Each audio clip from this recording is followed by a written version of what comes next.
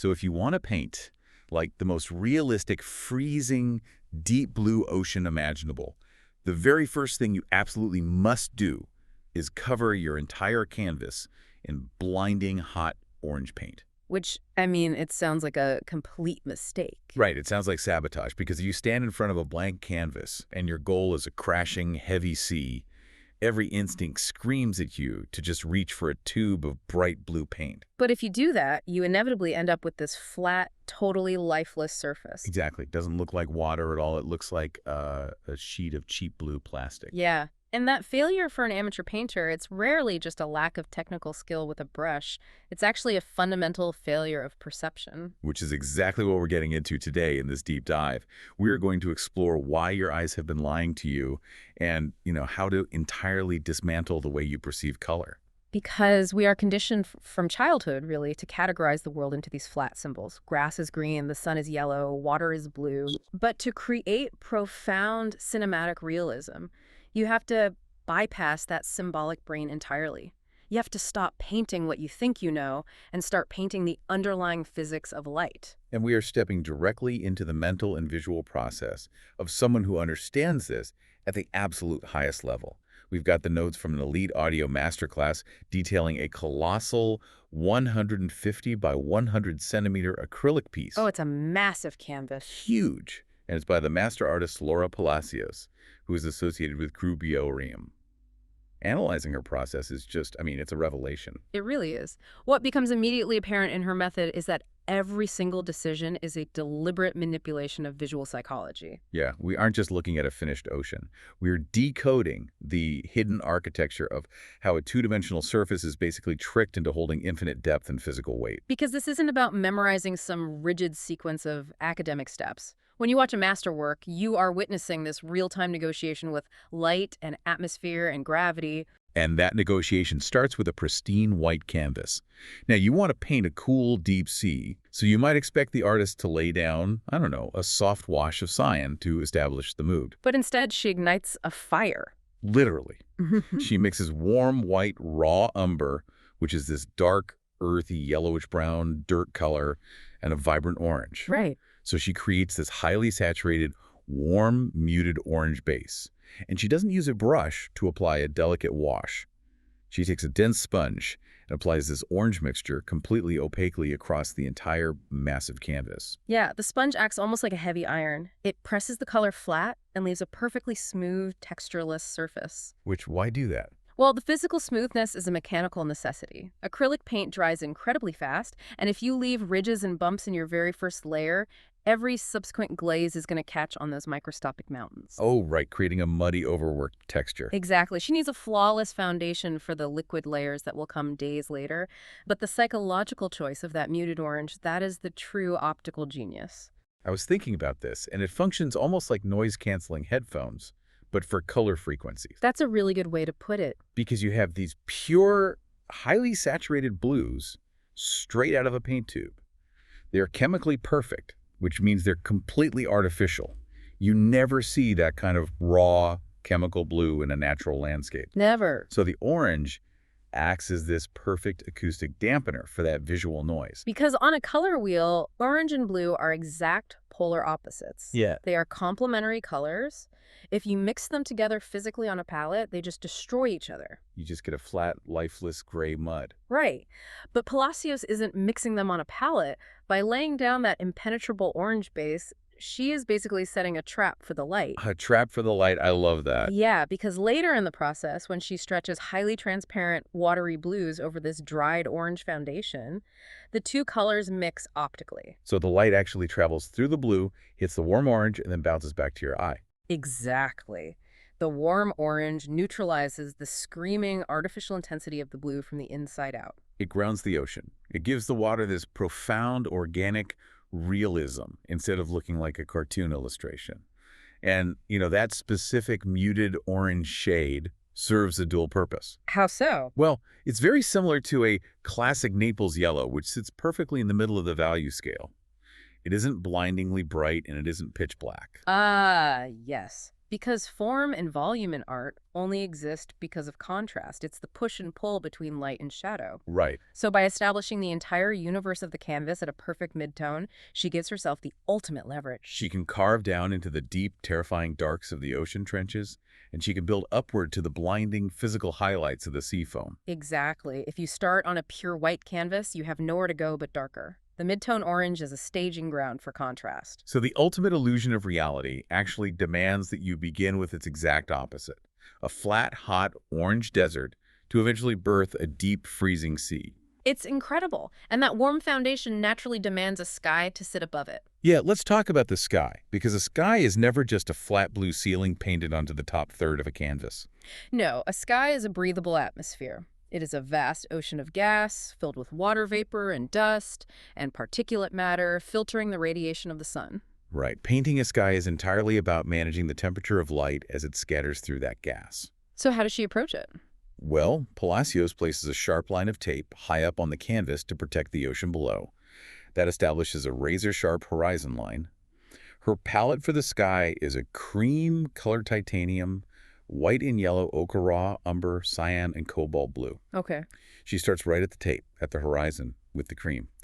But unlike the thick, opaque orange base, this cream is highly diluted with water and acrylic medium. Oh, she intentionally applies it thinly so that the fiery orange base continues to glow from underneath. Exactly. And as she works her sponge upward toward the zenith of the canvas, the cream degrades smoothly into the cyan, and finally, at the very top, it blends into the deep, rich cobalt blue. What we are witnessing there is a masterclass in Rayleigh scattering. Rayleigh scattering. Yeah, the actual physics of why the sky looks the way it does.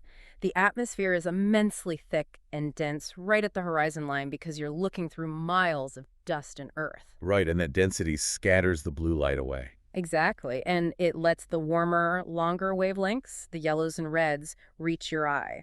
That is why she uses the warm cream at the horizon. That makes so much sense. And as you tilt your head back and look straight up toward the zenith, you're looking through a much thinner layer of atmosphere. You're staring directly into the freezing, lightless void of outer space. That's why the sky deepens into that cold cobalt blue. So she mimics the planetary atmosphere perfectly by using adjacent colors on the spectrum. The cream is warmer than the cyan, and the cyan is warmer than the cobalt. But she does something else, doesn't she? To prevent those blues from looking synthetic. Yes, she introduces this brilliant contaminant. She takes a tiny pinch of raw umber, which again is literally the color of dirt, and mixes it into both the cyan and the cobalt. She is intentionally dirtying the sky. Right. Pure cyan and pure cobalt are just too pristine. The actual atmosphere is dirty. It is full of suspended earth. By desaturating the blues with raw umber, she instantly grounds the sky in reality. And then she seals this entire atmospheric gradient with highly diluted glazes. She uses a specific acrylic glazer mixed with water to enrich the transitions without adding any opacity. So that initial hot orange base is still peeking through. Yes, the tension of that base peeking through the semi-transparent veils of cream and dirty blue, it changes the entire psychological weight of the canvas. You stop looking at a painted surface and start feeling like you can actually breathe the air inside the frame. And with the atmosphere fully realized, the sky demands an anchor. The tape is removed, revealing the sharp, untouched orange horizon line below. The air is finished. Now she has to construct the mass of the water. And let me guess, the blue paint remains entirely untouched. Entirely untouched. We are moving on to paint the ocean itself, and she reaches for cream, raw sienna, which is this rich baked clay color, and more raw umber. Wow. Yeah, she applies these diluted, earthy layers below the horizon, sculpting shapes that look identical to warm, wet sand. She brings in yellow ochre to inject more heat, and heavy concentrations of raw umber to carve out deep, dark contrasts. So she's building the structure. Right. Using her sponge and diluted warm white, she sweeps horizontally across the center of the canvas, mapping out a transparent shape that divides the sea. She must be working fast. Incredibly fast, with such immediate physical intent that she actually holds a hairdryer in her right hand, flash drying the wet acrylic layers as she works. That way she can aggressively stack more raw umber on top without muddying the paint. Exactly. You know, this stage separates the master from the amateur entirely. The amateur wants the gratification of color immediately. They want to see the blue water. Right, they just want to jump to the end. But Palacios is delaying gratification to focus on something far more important, which is gravity. An ocean wave has immense physical mass. It carries millions of gallons of water. You can't convey that terrifying physical power simply by swirling a pretty blue hue across the canvas. No, you must engineer the volume first. It's literally the exact process of a sculptor building a rigid steel wire armature. Before the sculptor even thinks about applying a single piece of soft, flesh-colored clay, they spend weeks welding a skeletal structure. Because if the steel armature isn't perfectly balanced and bearing weight, the clay will just collapse into a pile on the floor. Exactly. And the tones she's laying down, the siennas, the umbers, the ochres, they're the structural steel of the painting. She's mapping the anatomy of the churning sea. She's defining the deep troughs of the waves and the delicate sweeping trails of the foam entirely through the relationship between light and dark. Completely ignoring the concept of color. Completely. If you were to walk into her studio at this exact moment, you would see a fully formed, violently crashing ocean, but it would look like it was made of desert sand. Like a monochromatic, sepia-toned sea. Yes, because the true architecture of reality is built entirely on light and shadow. Color is just the clothing draped over that architecture. The sand-colored skeleton is holding up the emotional and physical weight of the entire piece. But now that the gravitational mass of the water is secured in the underpainting, the surface has to be transformed from opaque earth into liquid glass. And this requires an entirely different physical approach to the medium. This is where we see the application of veladuras, or highly transparent glazes. Ah, the color finally arrives. Yes, Palacios finally introduces the color of the sea. But she doesn't just squeeze blue onto the canvas. She engineers a specific turquoise by mixing cyan and yellow, dulling it slightly with raw umber, and pastelizing it. On the palette, not the canvas, right? Right. She meticulously calibrates this mixture on her palette. Once the chemistry is perfect, she dilutes it heavily and applies this turquoise as a sweeping veladura from the distant horizon line down to the central crashing wave. It's a wash of color. Yeah. And up near the horizon, she drops in Prussian Blue, which is an incredibly deep, moody blue with a slight violet undertone. And she uses Payne's gray, a dark, slate-like blue-gray, to deepen the shadows within the textures of the water. The strategic restraint here is critical. If she were to mix an opaque turquoise and paint it heavily over the lower half of the canvas, she would instantly obliterate the sandy skeleton she just spent hours blow-drying and sculpting. Right, all that deep tonal contrast would just vanish under a flat wall of blue. The veladura technique relies on the acrylic paint acting like a sheet of stained glass. So the light in the room where the painting hangs physically travels through that microscopic layer of turquoise paint. Yeah. It penetrates the surface, hits the warm sienna and umber skeleton underneath, and then bounces back out through the turquoise layer into your eye. This optical alchemy is why the water suddenly possesses a breathtaking, hyper-realistic depth. The color isn't sitting on top of the canvas, it is being generated from within the layers. It operates just like musical chords echoing in a cathedral. Oh, I like that. Yeah, like you play a deep, resonant note on a cello. That's the warm sienna. Then you play a high, crystalline note on a violin, the transparent turquoise, right on top of it. And the violin doesn't erase the cello. Exactly. The transparent layer emotionally and tonally modifies the dense layer beneath it.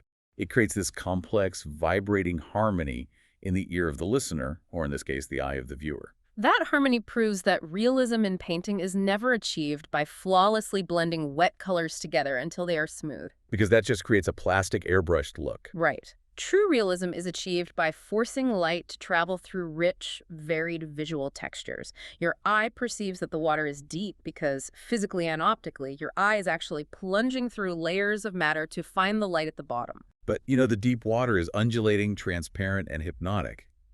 But the painting is not peaceful. Not at all. There is a violently crashing wave dominating the foreground. And while deep water is an optical illusion, a breaking wave is a sudden, explosive physical event. So the technique has to change to match the physics of the water. This is really the dramatic crescendo of the masterclass.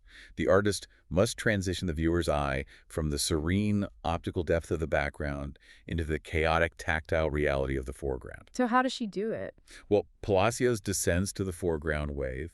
She traces the kinetic lines of the swelling water using fine turquoise glazes and raw umber. And then there's a total shift in her physical interaction with the canvas. What happens? She drops the soft brushes, she sets aside the sponges, she picks up a steel palette knife and a spatula. She trades the tools of a painter for the tools of a mason. Literally. She is no longer tinting light. She's laying down heavy matter. She applies thick, aggressive physical texture, a technique known as impasto, using a cream color to carve out the architecture of the foam. Oh, wow. Yeah, she mixes cream, Payne's gray, and raw umber to sculpt the three-dimensional shadows of the churning water over the initial warm base, utilizing loose, diluted brushstrokes to maintain some transparency just beneath the crash. But for the highlight. Right, for the climax of the wave, she loads the edge of that steel palette knife with pure, unadulterated, heavy titanium white, and she strikes the canvas. She physically scrapes and layers the thick paint to build the brightest, most violent crests of the foam. The visual tension created in this moment is immense. It is the collision of transparency and impasto. Yeah. Because in the background and midground, the canvas is dominated by impossibly thin, smooth optical glazes. It's a whisper of depth. But crashing into the foreground, you have thick, heavy, three-dimensional ridges of titanium white. Ridges that actually cast physical shadows onto the canvas under the gallery lights. It is the illusion of depth violently colliding with literal tactile reality. And sometimes she takes a soft brush to gently diffuse the edges of the lighter colors back into the background, just softening the violence a bit. Right. And after that thick impasto texture dries completely, she returns one last time, layering incredibly delicate, subtle shadows directly onto the dried ridges of the white paint, using whisper-thin glazes of Payne's gray, violets, Prussian blue, and cyan. A masterpiece requires both languages. The human eye craves the mystery and infinity of the transparent, glazed depths, but it absolutely needs the tactile, grounding, physical reality of the impasto foam to believe the image is real. The heavy white paint anchors the illusion. It really does. The journey of this single canvas completely deconstructs how we assume art is made. I mean, we started with what an amateur would consider a catastrophic mistake, a baffling, flat, opaque, blazing orange canvas. And from that fire, we watched the artist sculpt a sandy, dirt-colored, entirely colorless skeleton of heavy churning waves. We witnessed the physics of optical mixing, stretching transparent turquoise glazes like stained glass over that earthy skeleton. And finally, we felt the violent physical strike of pure titanium white on a steel palette knife, bringing the foam into three-dimensional reality. It's unbelievable. And the immense value of deconstructing a master's process like this is that it permanently alters your own visual perception. The next time you walk through a museum and stand before a classic landscape, or even the next time you stand on a physical beach and look out at the actual ocean, you will not just see a flat expanse of blue water. You will see the entire invisible architecture. You will look past the surface. You'll perceive the warm, earthy siennas and umbers hiding deep in the structural shadows of the waves. You'll recognize the optical layers of the atmosphere scattering the light. Exactly. And you'll sense the heavy, invisible skeleton of tonal contrast that holds the entire magnificent image together. You basically learn to see the world not as a collection of colored symbols, but as a masterpiece of interacting light and mass. It shifts your reality from 2 dimensions into 3. And, I want to leave you with a final thought to mull over long after this deep dive ends. Well, we just learned that the breathtaking, freezing hyperrealism of this ocean was built on a foundation of its exact opposite, a flat, opaque, burning orange surface. Right. If the most realistic water is secretly born from fire, what other absolute truths in our visual world, or even in the structures of our daily lives, are secretly supported by their exact opposites? That is a fascinating question. Keep looking closer. Until next time.